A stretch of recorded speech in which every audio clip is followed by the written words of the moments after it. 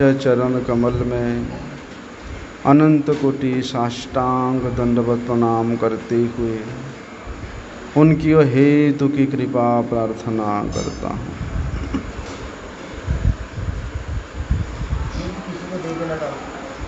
आ जाओ, बैठ जाओ, सामने बैठ जाओ।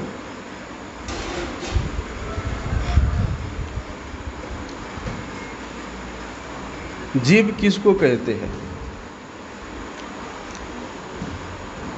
कभी विचार किया?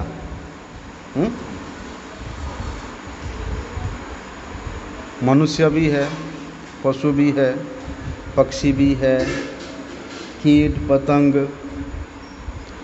ये सबका शरीर होता है,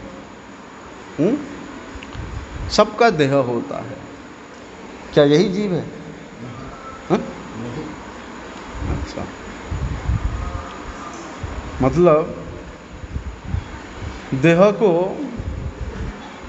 शरीर को जीव नहीं कहा जा सकता, है ना? पक्का? फिर तो ठीक है। कहते हैं कि जब हम मर जाते हैं, मतलब मर जाना मतलब जब शरीर पात होता है ना, तब ये शरीर तो यहाँ पड़ा रहता है? अगर शरीर को जीव कहते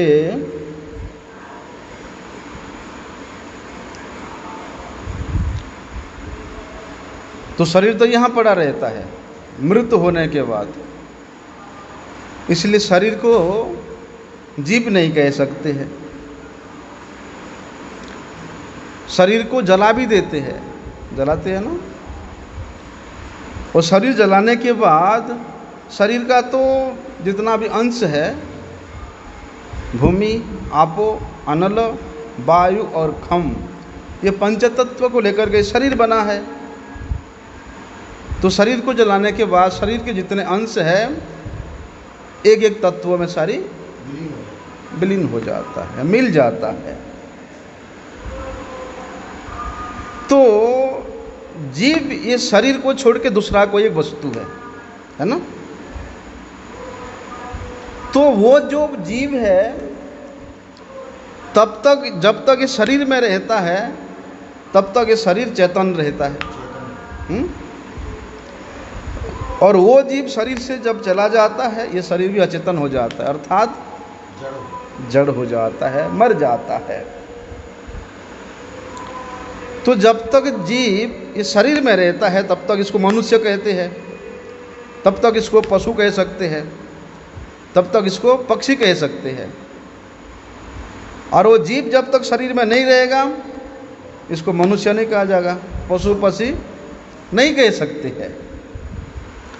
तो बोलने का मतलब ये है कि शरीर जब चेतना से रहित हो जाता है, चेतनहीन हो जाता है,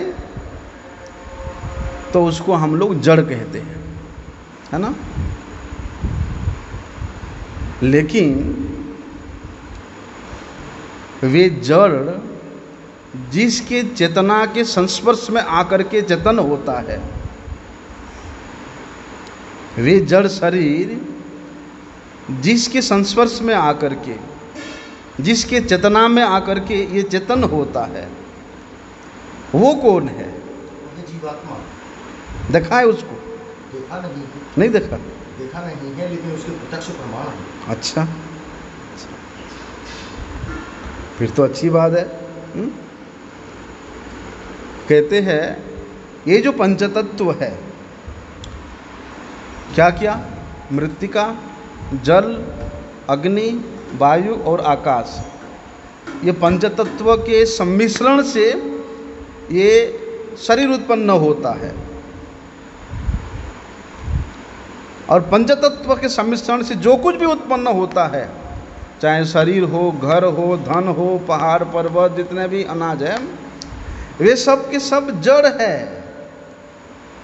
उनको हम जड़ बोलते हैं, क्योंकि जिसका इच्छा शक्ति नहीं है वो जड़ है। तो क्या शरीर का इच्छा शक्ति नहीं है? शरीर की इच्छा शक्ति नहीं होती है, मन की होती है। अच्छा, मन का इच्छा शक्ति कहाँ से आता है? अंतःकरण से आता है। वो अंतःकरण क्या है? वो जीवात्मा का वो जीवात्मा, ठीक है। तो कहते हैं पंचतत्व के द्वारा, पंचतत्व के सम्मिश्रण से जो कुछ भी तैयार होता है, बनता है, सृष्टि होता है, वे सब जड़ है। जड़ इसीलिए है क्योंकि इसका कोई इच्छा शक्ति अथवा कोई क्रिया शक्ति नहीं होता है। लेकिन मनुष्य का, पशु का, पक्षी का, ये सब का तो इच्छा शक्ति रहता है? तो वे जड़ नहीं है। जड़ देह होता है, लेकिन सबकी इच्छा शक्ति जो आती है वो उनके अंतःकरण संकल्प से आती है। जो जड़ वस्तु का स्वरूप है वो जड़मय होता है। लेकिन हम लोग चेतन है, हम चेतन है, लेकिन हमारा शरीर मन चेतन नहीं है, हमारा इंद्रियां चेतन नहीं है। हम चेतन है, इस वजह से वो चेतन नजर आ रहा है। वैसे हमारे वजह से, वो चेतन, वो जीव के वजह से, वो जीवात्मा के वजह से ये शरीर, मन, इंद्रियां, ये चेतन नजर आ रहा है। ये जड़ होते हुए भी चेतन नजर आता है। मरने के समय में, मृत्यु के समय जो वस्तु हमारे आंखों के सामने दिखाई देता है, क्या दिखाई देता है? ये शरीर। मृत्यु के समय में ये शरीर को सब देखते हैं और ये शरीर को छोड़ करके वो जीव जो है वो अन्यत्र चला जाता है। इसलिए ये शरीर भी जड़ है। जब वो जीव इसमें रहता है, चेतन है, और जब जीव यहाँ से चला जाता है ये निस्तेज है, जड़ है। तो कहते हैं जिस शरीर में ये हाथ, नाक, कान, पैर, कान संयुक्त है वो शरीर स्थूल शरीर है, ठीक है ना। और एक शरीर है, वो स्थूल शरीर तो यहाँ मृत पड़ा है। मरने के समय में ये आँख, कान, हाथ, नाक, पैर से संयुक्त शरीर यहाँ पड़ा हुआ है सामने। लेकिन इसके सिवा और एक शरीर है, सूक्ष्म शरीर, जिसको कि लिंग शरीर भी कहते हैं। तो ये लिंग शरीर कहाँ था? ये सूक्ष्म शरीर कहाँ था? ये उसमें आवृत होकर के था, जिसको नजर नहीं आता था कोई। क्योंकि ये लिंग शरीर जो है, सूक्ष्म शरीर जो है, ये परिवर्तित नहीं होता। ये जड़ शरीर ये परिवर्तन हो जाता है। बच्चा होता है, यौवन होता है, बुढ़ापा आता है, फिर मृत्यु हो जाता है। लेकिन सूक्ष्म शरीर वो अपरिवर्तित रहता है, उसका परिवर्तन नहीं होता है। क्योंकि बोलते हैं सूक्ष्म शरीर भी, ये जो लिंग शरीर भी, ये जड़ इंद्रियों के द्वारा निर्मित है। क्या क्या है वो? मन, बुद्धि और अहंकार। मन, बुद्धि, अहंकार को लेकर के ये सूक्ष्म शरीर गठित है। तो कहते हैं कि जब तक स्थूल देह वर्तमान रहता है तब तक जीव स्थूल वस्तुओं में अभिमान करता है, हैं? शरीर में अभिमान करता है कि मैं इतना सुंदर हूँ, मैं इतना बलवान हूँ, हैं? और कहते हैं तब उसके हृदय में अनेक प्रकार की काम वासनाएं जागरित होता है। लेकिन जो सूक्ष्म शरीर है, लिंग शरीर है, वो पहले जैसा था, अभी भी वो ऐसा ही है, उसमें परिवर्तन नहीं होता है। लेकिन कहते हैं वो जो सूक्ष्म शरीर है, ये स्थूल शरीर पतन होने के बाद वो सूक्ष्म शरीर का पतन नहीं होता। हाँ, अदृश्य रहता है वो सूक्ष्म शरीर। इसलिए देखना ना, कोई मर जाता है, मरने के बाद 12 दिन में 13 दिन में उसके संतान लोग क्या करते हैं, अनेक प्रकार के पारलौकिक क्रिया का अनुष्ठान करते कि नहीं हैं? हाँ, किया जाता है। करते हैं। जो मर जाता है तो ये भी की जाती है। उसके उद्देश्य से उसके पुत्र लोग, संतान लोग क्या करते हैं, अनेक प्रकार की क्रिया, पारमार्थिक अनुष्ठान करते हैं। तो मतलब ये जो सूक्ष्म शरीर है, लिंग देह है, ये भी जीव नहीं है। ना तो स्थूल देह जीव है और ना ही सूक्ष्म शरीर देह जीव है। इसीलिए शास्त्र में क्या जाना जाता है, जब प्रलय होता है, प्रलय के समय में जब ब्रह्मांड का पतन होता है, लय हो जाता है, ध्वंस हो जाता है, उसी समय जीव का ध्वंस नहीं होता। तो वो जीव कहाँ जाता है? ब्रह्मांड तो है नहीं, तो जीव उस समय कहाँ जाता है? बोलते कर्मफल को अवलंबन करके उस समय जीव कारण समुद्र में अवस्थान करता है। लेकिन उस कारण समुद्र में भी सब जीव नहीं पहुंच पाते हैं।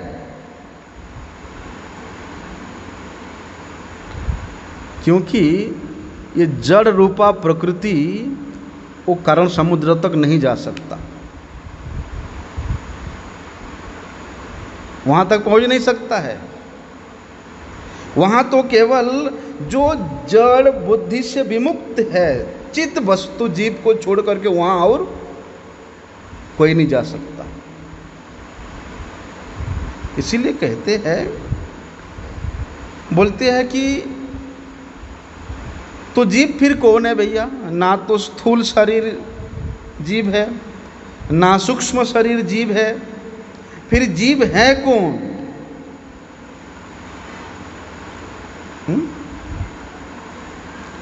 बोलते हैं कि ये जो स्थूल शरीर के द्वारा जो आवरण है, प्रकृति का आवरण, पंचतत्व का आवरण से मुक्त, परे, और मन बुद्धि अहंकार रूप जो जड़ आवरण है उससे भी मुक्त, उससे भी परे एक तत्व है, एक वस्तु है जो कि अजड़ है, जो कि चित्त स्वरूप है, और वही चित्त स्वरूप जीवात्मा ही जीव है।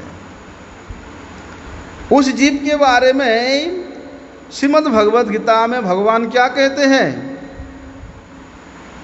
वो जो जीवात्मा है उसके लिए क्या कहते हैं?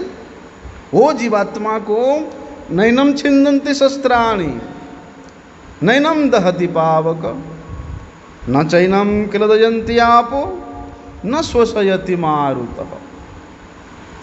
बोलते वो जो जीव है, वो जो शरीरी है, वो जो देही है, उसको शस्त्र के द्वारा नहीं काटा जा सकता। क्यों? क्योंकि ये जो प्राकृत शस्त्र है वहाँ तक पहुँच ही नहीं सकता। चाहे कितने बड़े बड़े परमाणु बम हो, एटम बम हो, जितना कुछ भी खतरनाक अस्त्र शस्त्र हो, वहाँ तक पहुँच नहीं सकता, उस जीव तक नहीं पहुँच सकता। इसलिए जितने भी शस्त्र हैं वे सभी शस्त्र इस पृथ्वी तत्व से ही तो उत्पन्न होता है, और पृथ्वी तत्व को तो जीव पहले से छोड़ चुका है? जो पंच तत्व है उसको पहले से ही छोड़ चुका है। इसलिए पृथ्वी तत्व इस शरीर में किसी तरह का कोई बेकार पैदा कर ही नहीं सकता। किस शरीर में? वो देही में, वो जीव में, वो जीवात्मा में। जब पृथ्वी तत्व उस शरीरी तक, उस जीव तक पहुंच नहीं सकता, तो फिर उसमें विकृति कैसे पैदा कर सकता है? क्या कहते हैं? नैनम दहति पावक। शस्त्र की बात तो छोड़ दो, अग्नि भी उस जीवात्मा को नहीं जला सकता। बोलते वहां तक उस जीवात्मा तक अग्नि का भी पहुंच नहीं है। जब पहुंच नहीं है तो भी कहां से जलाना संभव हो सकता है। तो बोलने का मतलब ये है कि अग्नि तत्व भी उस जीवात्मा को किसी प्रकार का नुकसान नहीं पहुंचा सकता, एक खरोंच तक नहीं पहुंचा सकता। कहते नैनम क्लेदयंती आपो, जल भी उस जीवात्मा को गीला नहीं कर सकता, नहीं डुबा सकता। जल का भी वहां तक पहुंचना संभव नहीं है। इसलिए जल भी उस जीव में किसी प्रकार का विकार पैदा नहीं कर सकता। न शोषयति मारुतः, बोलते वायु भी इसको सुखा नहीं सकता। वायु में इतना सामर्थ्य नहीं है कि वो ये उस शरीरी को, उस जीवात्मा को सुखा सके। वहां तक तो भैया वायु की भी पहुंच नहीं है। और फिर के क्यों कहते हैं कि भैया वायु के बिना कोई नहीं बच सकता। अरे उस जीवात्मा को बचने के लिए वायु की आवश्यकता नहीं है, खाने के लिए आहार निद्रा की आवश्यकता नहीं है, वो तो हमारे शरीर की आवश्यकता है। अगर 5 मिनट भी शरीर को वायु नहीं मिलेगा तो शरीर यहीं पर नष्ट हो जाएगा, खत्म हो जाएगा। इसलिए वायु तत्व भी उस जीवात्मा का किसी प्रकार का विकार पैदा नहीं कर सकता है। क्यों? क्योंकि कहते हैं कि जल, पृथ्वी, जल, तेज, वायु और आकाश, ये तो पंचमहाभूत है ना। लेकिन वहाँ पर भगवद गीता में उस श्लोक में वो 4 प्रकार के ही तत्व का वर्णन किया है, आकाश का वर्णन नहीं किया है। हैं? नैनम छिंदन्ति शस्त्राणि नैनम दहति पावक न चैनम क्लेदयन्ति अपि न शोषयति मारुतः। आकाश की बात नहीं कहा।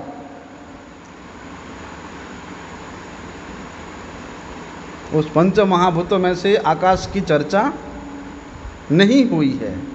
क्यों? क्या कारण है? अरे भैया आकाश में तो कोई क्रिया करने का शक्ति नहीं होता है। क्रिया मतलब विकृति पैदा करने का शक्ति केवल ये 4 महाभूतों में होता है, आकाश में नहीं होता। आकाश तो केवल इन सबको अवकाश देता है कि करो, मैं तुम्हारे साथ में हूँ। इसलिए पृथ्वी, जल, तेज और वायु, ये चारों तत्व आकाश से ही उत्पन्न होते हैं। इसलिए अपने कारणभूत आकाश में भी किसी प्रकार का विकार यही लोग पैदा नहीं कर सकते। पृथ्वी आकाश का छेदन नहीं कर सकता कभी। पृथ्वी में इतना सामर्थ्य नहीं है क्योंकि वे राजा है।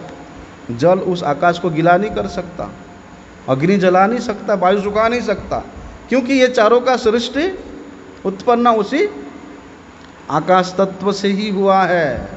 तो कहते हैं जब ये चारों तत्व अपने कारणभूत आकाश में किसी प्रकार का कोई क्षति पहुंचा नहीं सकते, तो फिर प्रकृति से जो अतीत है, उस जीवात्मा का किसी प्रकार का कोई क्षति कर सकते हैं, कोई नुकसान कर सकते हैं? इसीलिए कहते हैं कि इन गुणों के द्वारा युक्त पदार्थ निर्गुण तत्व में किसी प्रकार का कोई विकार पैदा नहीं कर सकती है। क्योंकि भैया वो जीवात्मा जो है, वो जो जीव है, वो नित्य है, नित्य तत्व है, उसका मृत्यु नहीं है कभी। तो फिर पृथ्वी और ये 4 प्रकार के जो तत्व है, इसकी सत्ता से ही, किसकी सत्ता से? उस जीवात्मा के सत्ता से ही इसमें चेतनता आती है। उस जीवात्मा के चेतनता से इसमें स्फूर्ति मिलती है पंचतत्वों में। नहीं तो पंचतत्व तो यहाँ तो ऐसे ही जड़ रूप से पड़ा हुआ है। जब उस शरीर में जीवात्मा आता है तभी उस शरीर में हिलना, डोलना, चलना, फिरना, बोलना होता है। जीवात्मा जाने के बाद ये तो यहाँ पर ऐसे ही पड़ा रहता है। ठीक है, ठीक। इसलिए कहते हैं कि शरीरी जो है वो अपरिवर्तनशील है, कभी परिवर्तन नहीं होता है जो जीवात्मा है, लेकिन शरीर परिवर्तनशील है। इतना ही नहीं, भगवान श्री कृष्ण आगे बताते हैं उस जीव के विषय में कि वो जीव है क्या वस्तु, क्या शक्ति है उसमें। तो कहते अच्छेद्यो अयम दाह्यो अयम क्लेद्यो अशस्य एवच नित्यः सर्वगतः स्थाणुरो अचलो अयम सनातनः। वो जो जीव है उसको इस शस्त्र के द्वारा छेदन नहीं किया जा सकता। मतलब ये है कि शस्त्रों का अभाव नहीं है, यहाँ शस्त्रों को चलाने वाला का भी कोई अभाव नहीं है। बड़े बड़े युद्ध वीर है, महावीर है, और बड़े बड़े दिव्यास्त्र भी है, लेकिन कितने बड़े वीर क्यों ना हो, कितने बड़े दिव्यास्त्र भी क्यों ना हो, बोलते हैं उस जीवात्मा को छेदन करने में कोई समर्थ नहीं है, क्योंकि वो जीव जो है छेदन होने योग्य है ही नहीं। अरे शस्त्र की बात तो छोड़ दो, कोई मंत्र के द्वारा, कोई श्राप के द्वारा भी उस जीव का कोई छेदन नहीं कर सकता। वो वस्तु है। एक प्रसंग आता है, याज्ञवल्क्य का प्रश्न के उत्तर नहीं दे पाने के कारण याज्ञवल्क्य के श्राप से ही साकल्य का मस्तक कट के नीचे गिर गया था। कोई अस्त्र शस्त्र की जरूरत नहीं पड़ा था, केवल एक मंत्र बोला याज्ञवल्क्य जी तो साकल्य का सिर धड़ से गिर गया। ऐसे मंत्र भी है। तो कहते हैं कि मंत्रों से ये शरीर कट सकता है, लेकिन वो जीव कभी नहीं कट सकता। अदाह्यो अयम, वहां कहते हैं कि ये शरीर अदाह्य है। इस शरीर को जलाने की योग्यता किसी में नहीं है। हमने तो पहले सुना अग्नि में इतना सामर्थ्य नहीं है कि वो जीव को जला दे, लेकिन कोई मंत्र के द्वारा, श्राप के द्वारा भी उस देही को, उस जीवात्मा को कोई नहीं जला सकता है। एक बार क्या हुआ था, दमयंती एक ऋषि कन्या थी, उसने एक व्याध को श्राप दिया, मंत्रोच्चारित श्राप दिया। तो मंत्रोच्चारित श्राप के द्वारा उस व्याध जल करके भस्म हो गया। वहाँ आग की जरूरत नहीं पड़ा उस व्याध को जलाने के लिए, केवल मंत्र उच्चारित करके उसको भस्म कर दिया। आग वहाँ नहीं जला था,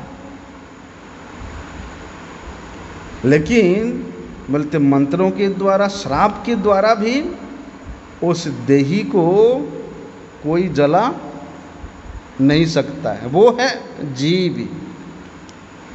और भगवान कहते हैं ये अक्लेद्यो है, इसको गिला नहीं किया जा सकता है, क्योंकि ये जीवात्मा गिला होने योग्य, डूब के मरने योग्य है ही नहीं। कोई मंत्र के द्वारा, कोई सांप के द्वारा, कोई औषधि के द्वारा, कोई तंत्र मंत्र के द्वारा भी इस शरीर को कोई नहीं गिला कर सकता, शरीरी को।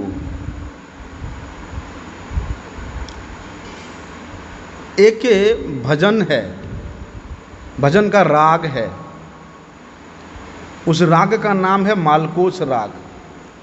बोलते हैं जब गंधर्व लोग उस मालकोस राग का आलाप करते हैं तो सूखा हुआ पत्थर भी अपने आप गीला हो जाता है। लेकिन कहते हैं ना, चंद्रमा का दर्शन करके जो चंद्रकांत मणि है वो अपने आप गीला हो जाती है। लेकिन भैया ये जीवात्मा जो देही है, उसको कितने राग डालो, रागिनी डालो, कितना कुछ चंद्र का किरण दिखाओ, वो गीला होने वाला वस्तु नहीं है, और ना ही ये सूखने योग्य वस्तु, अशोष्य है। वायु से कभी इसको सुखाया नहीं जा सकता, क्योंकि शोषण करने का जो क्रिया है वो इस जीवात्मा के अंदर प्रवेश ही नहीं कर सकता। वायु से या कोई मंत्र शाप औषधि के द्वारा भी उस देही को नहीं सुखाया जा सकता। आपने सुना है अगस्त्य मुनि ने समुद्र को पान करके बिल्कुल सुखा दिया था, सुना था? हाँ, अगस्त्य मुनि ने समुद्र को पान करके बिल्कुल सुखा दिया था। समुद्र को पान करके सुखाया जा सकता है, लेकिन उस जीवात्मा को शोषण करने का शक्ति किसी में नहीं है। इसीलिए वो नित्य निरंतर रहने वाला है, वो किसी काल में किसी अवस्था में नष्ट होने वाला नहीं है। वे नित्य निरंतर ज्यों का त्यों रहने वाला वस्तु है। वो है जीव, वे स्थाणुर है, वे सनातन है। कहते हैं ना कि ये तो अनित्य संसार है, और इस अनित्य संसार में एक क्षण भी स्थिर नहीं रहा जा सकता। हम लोग देखते हैं कि यहाँ मनुष्य 50 साल 100 साल जिंदा रह गया, लेकिन देवताओं के नज़र में वो 50-100 साल एक क्षण के बराबर भी नहीं होता, ऐसे ही नष्ट हो जाता है। जैसे वर्षा के दिन में एक कीड़ा निकलता, उड़ने वाला कीड़ा, लाइट में निकलते हैं, है ना? कहते हैं उनका जीवन की अवधि सिर्फ 2.5 मिनट होता है। 2.5 मिनट में वो लोग जन्म लेते हैं और 2.5 मिनट में मर जाते हैं। बोलते उसी प्रकार देवताओं के नज़र में मनुष्य का अभी जन्म हुआ अभी नष्ट हो गया, एक क्षण नहीं लगता है। परंतु यहाँ जो हमेशा रहने वाला है, जिसमें किसी प्रकार का किंचित मात्र भी परिवर्तन नहीं होता है, वो है जीव, वो है जीवात्मा। वो नित्य रहता है, वो सर्वगत रहता है, वे अचल है, वे स्थाणुर है, वे सनातन है।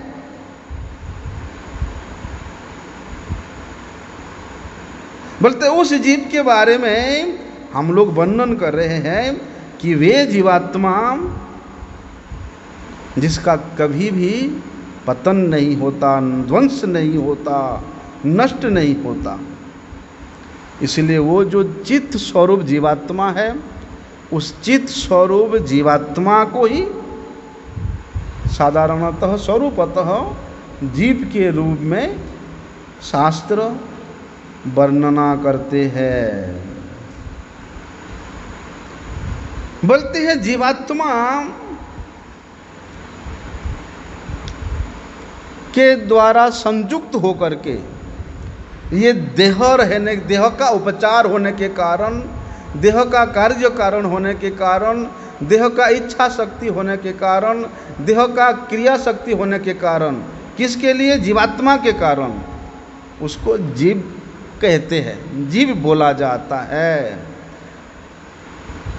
लेकिन वो जीवात्मा को हम लोग इस इंद्रियों के द्वारा, इस आँखों के द्वारा कभी नहीं देख सकते हैं। उस जीवात्मा का आकार बताया है कि बाल, छोटे से बाल के छोटे से बाल के जो अग्रभाग है उसको छेदन करो, काटो। बालग्र शतभागस्य, उसको 100 भाग करो। उस 100 भाग में से एक भाग को लेकर के फिर उसको 100 भाग करो। उन 100 भागों में से फिर एक भाग लेकर के उसको फिर 100 भाग करो। तो उसमें जो एक भाग रहेगा वो जीव का आकार उतना ही है। इसलिए उस जीवात्मा को इस प्राकृत इंद्रियों के द्वारा कभी नहीं देख सकते हैं। अरे शरीर में अगर किसी प्रकार का बीमारी होता है, यहाँ किसी को जुखाम हो जाता है, हैं? जुखाम होने से बोलते छोटे छोटे जीवाणु उसके नाक में रहते हैं जुखाम के द्वारा। तो जुखाम के द्वारा, बीमार के द्वारा जो जीवाणु हमारे शरीर में रहते हैं, उस जीवाणु को देखने के लिए भी अणुवीक्षण यंत्र का सहारा लेना पड़ता है।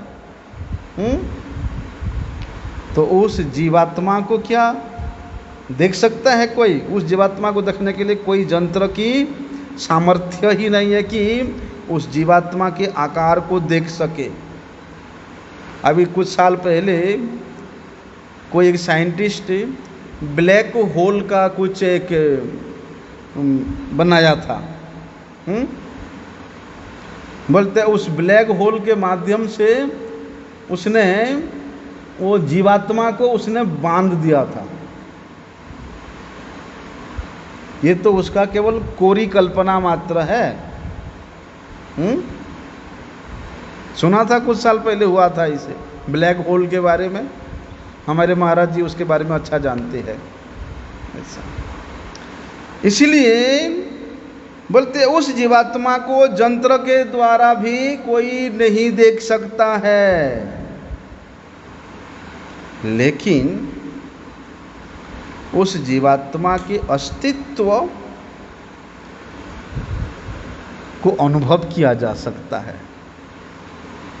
उस जीवात्मा के स्थितता को, अस्तित्व को शास्त्रों के माध्यम से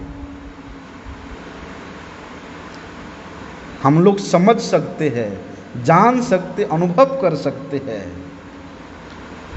इसलिए शास्त्र प्रमाण के द्वारा ही उस जीवात्मा के, उस जीव के स्वरूप को जाना जा सकता है। इसके सिवा दूसरा और कोई उपाय है ही नहीं। ये संसार में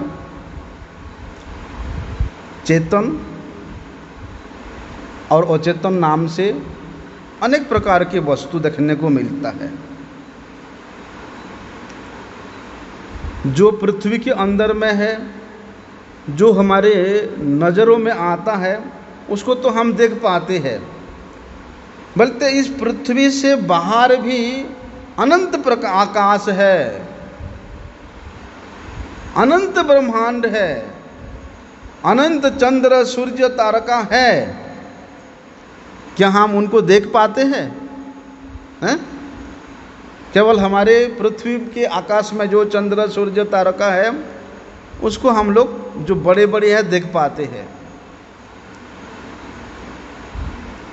और बोलते हैं एक एक तारका का जो आकार है इतना विशाल है कि आप कल्पना नहीं कर पाओगे। एक तारा अगर गिर गया इस धरती पे, पृथ्वी पे अगर एक तारा भी गिर जाता है ना, तो उसका कितना कुछ नष्ट हो जाता है, इतना विशाल है।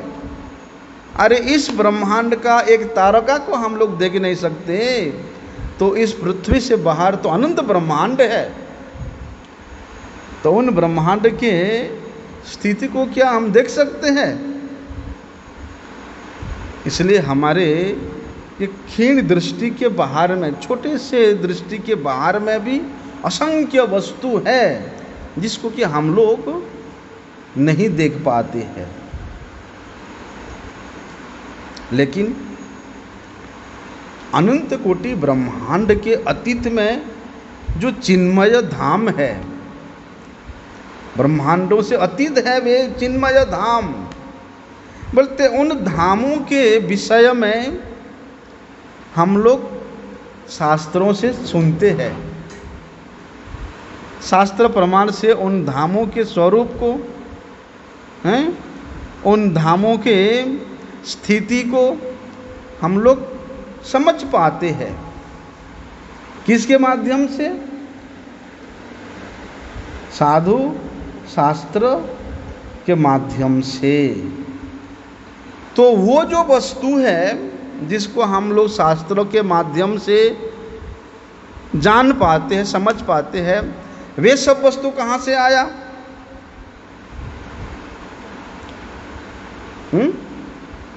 कहाँ से आया वो सब वस्तु? अपने आप वहाँ सब वो बना गया? अरे जो जड़ विज्ञान है, प्रकृति जगत का जो विज्ञान है, वो जागतिक वस्तुओं को लेकर के ही विश्लेषण करता है। जगत के कोई एक वस्तु को लेकर के तो वो उसमें विश्लेषण करता है। जगत के कोई वस्तु के उपादान को लेकर के ही वो उसमें अपना आविष्कार करता है। लेकिन वो जागतिक वैज्ञानिकों का भी मूल कारण कहाँ है? केवल वस्तु रहने से, केवल उपादान रहने से वस्तु के वास्तविक स्थिति को नहीं जाना जा सकता, बल्कि उस वस्तु का निर्माता कौन है, उस वस्तु को किसने सृष्टि किया, उस वस्तु को किसने आकार दिया, उस वस्तु को किसने रंग दिया, तो वो भी तो कोई एक व्यक्ति है जो उस वस्तु को सृष्टि किया है। क्या वैज्ञानिक सृष्टि किया है? नहीं किया है। वैज्ञानिक तो इस जगत के कोई वस्तु को लेकर के ही अपना विश्लेषण किया है। लेकिन जिस वस्तु को लेकर के उसने विश्लेषण किया, वो वस्तु आया कहाँ से?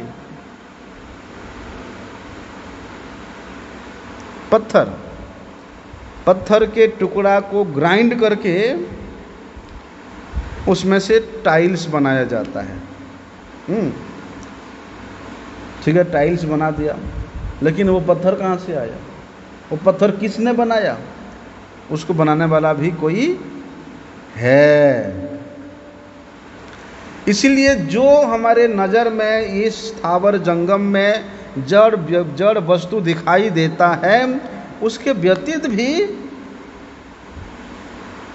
चेतन वस्तु है।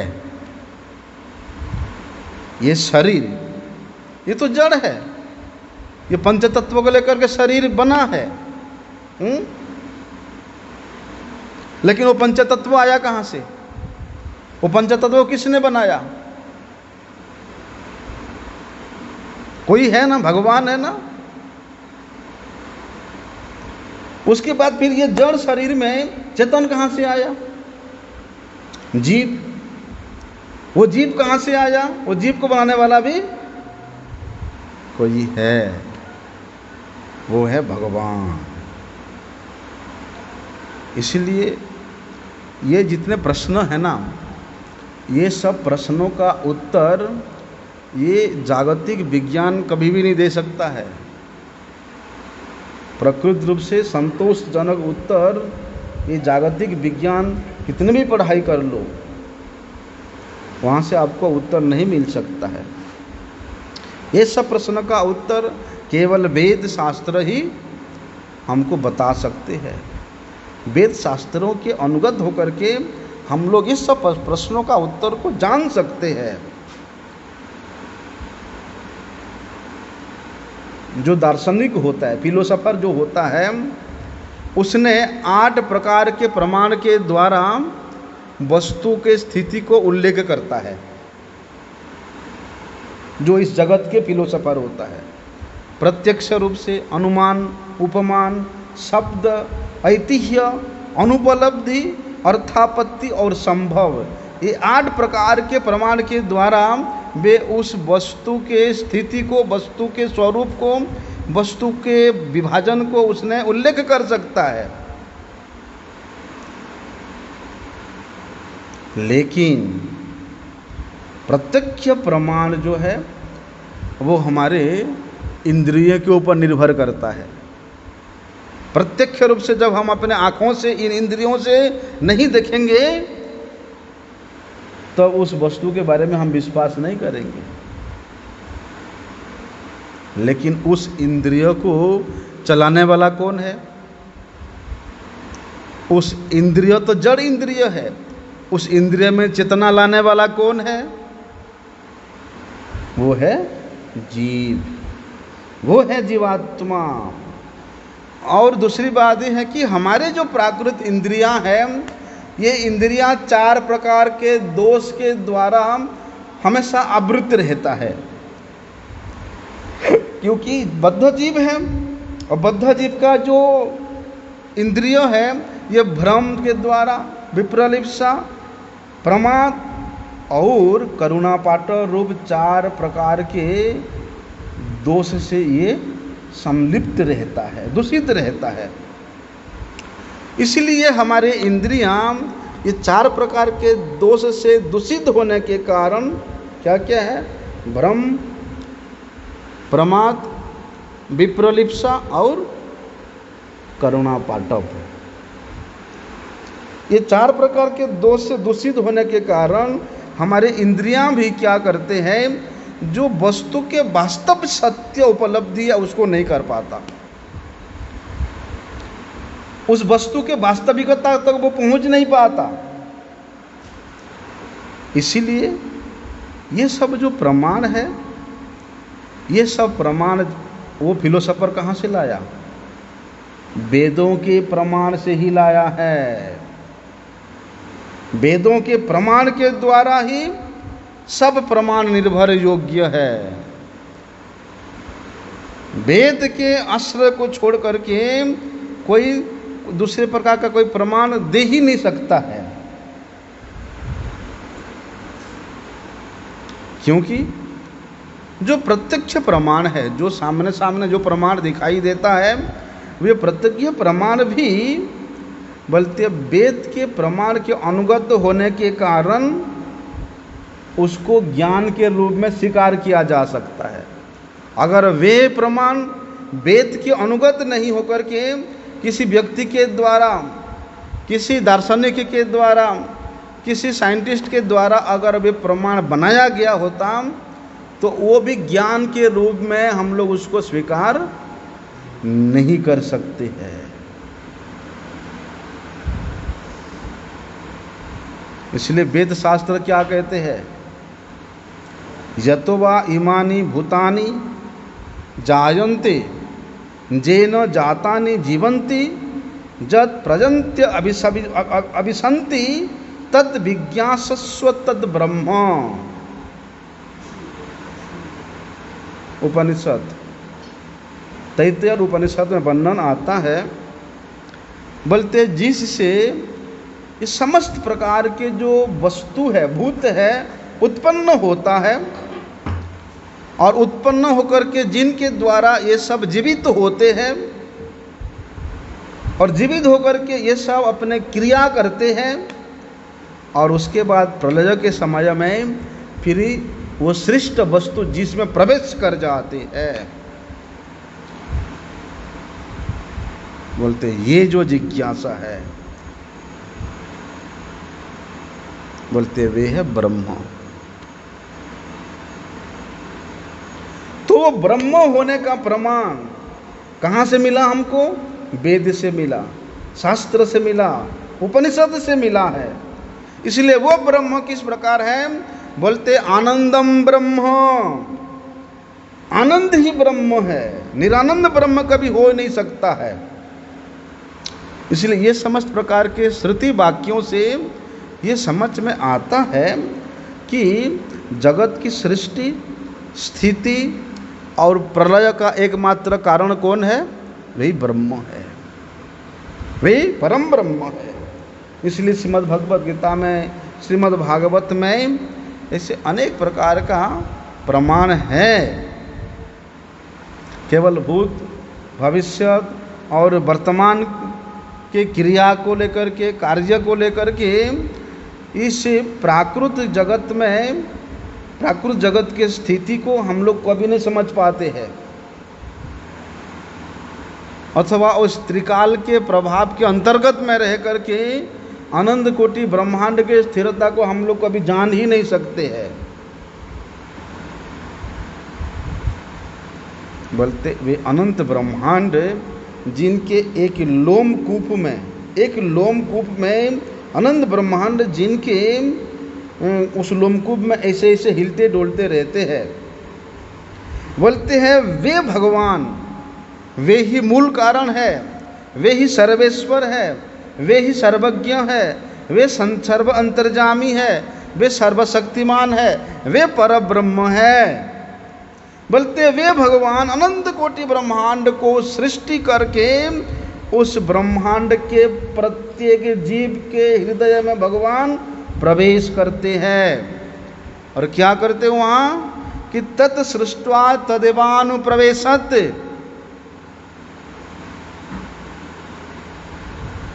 वहां के प्रत्येक कण कण में, उस ब्रह्मांड के प्रत्येक वस्तु के कण कण में भगवान वहां अवस्थान रहते हैं। और तत् सृष्ट्वा तदेवानुप्रवेशित, वहां प्रवेश करते हैं। इसीलिए बोलते हैं उस भगवान के द्वारा सृष्ट ये जीवात्मा है। इसलिए इस जीवात्मा के स्थिति को भी हम लोग दार्शनिक प्रमाण के द्वारा, वैज्ञानिक प्रमाण के द्वारा, बड़े से बड़े यंत्र के द्वारा भी उस जीवात्मा को, उस जीव को हम लोग नहीं देख सकते, नहीं जान सकते। बोलते जिस प्रकार भगवान के स्थिति को, उस परब्रह्म के स्थिति को वेद प्रमाण के द्वारा, शास्त्र उपनिषद प्रमाण के द्वारा हम लोग जान सकते हैं, अनुभव कर सकते हैं, बोलते उसी प्रकार ये जीवात्मा के स्थिति को भी, स्वरूप को भी हम लोग वेद शास्त्र के प्रमाण के द्वारा ही जान सकते हैं। यद्यपि भगवान जो ब्रह्म है, पर ब्रह्म है, वो विभु चैतन्य वस्तु है, लेकिन विभुता में स्थित होने पर भी उन विभुता का एक अणुता जो है इस जीव में है। इसलिए उस जीवात्मा को